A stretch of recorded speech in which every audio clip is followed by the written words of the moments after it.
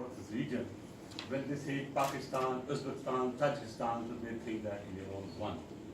And frankly speaking, it is also the dream of Allama Iqbal and the inspiration which he got when he visited these areas.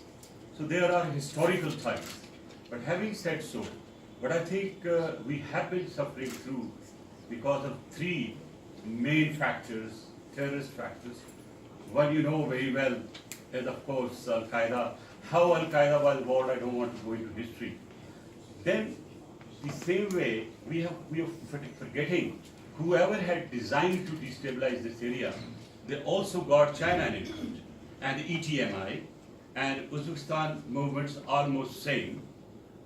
Why I'm saying, because while I was Interior Minister, we had made certain captures, certain raids, certain information, and we are of the full view Al-Qaeda, ETMI, and of course Uzbek movement was all together same, because the training camps were same.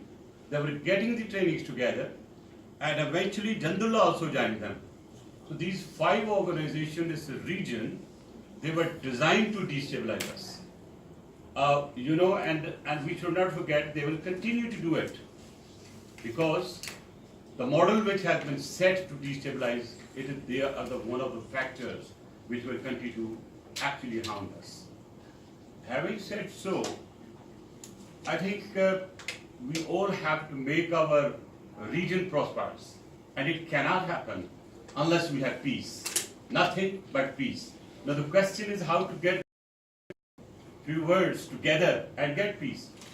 I was yesterday in Doha conference, and almost the same subjects were being discussed. And of course, the world has been divided into like the third world, mid-level, and the superpowers. And forgive me if I'm a bit hard, I'm not a diplomat. But when the three world powers, which is of course US, Russia, and of course European Union, when they decide to use the veto over the majority, I am now referring to the United Nations. We made this United Nations for a better purpose, so that the junior nations, the nations who have got less voice, they are in a position to sit in a forum to work for the world peace.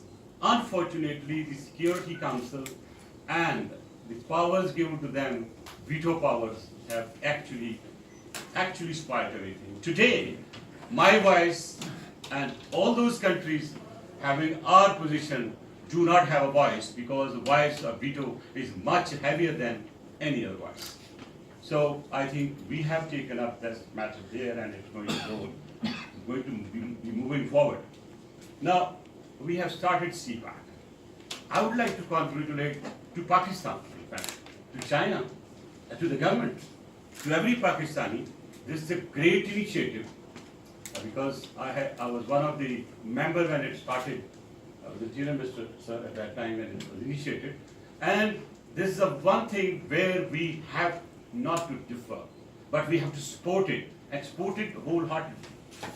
Now, when we're talking of Central Asian states, if you recall, our even former leaders had decided that let's bring Central Asian states with us, because they are landlocked, and perhaps we can work out something. But unfortunately, it did not happen. But I think, since the powerful ministers are sitting here, I would like to give my advice, and of course I'll put up in the Senate also. When we are talking about CPAC, if we connect Central Asian states with this route, not via Afghanistan, I'm sorry to say, if South Asian spine, we have a SARC, anything, there is a small corridor walk, and it was examined very well. I'm sure those who are aware of the geographical position of this area, I think even President Karzai had agreed with us, and he had agreed with the President of Kazakhstan that he will give that just a small outlet to us. Now see, this road going to China and a small diversion there, it can feed the whole of the Central Asia. And all those landlocked countries can get the benefit of it. and then we'll be mutually benefiting. I don't know why it's being stopped. My earnest request to His Excellency and of course to the authorities here that this thing must be examined, because this is the future. As far as the industrial zones are concerned, I think every developing nation, or developed nation, this is part and parcel of every city. And I think we have failed.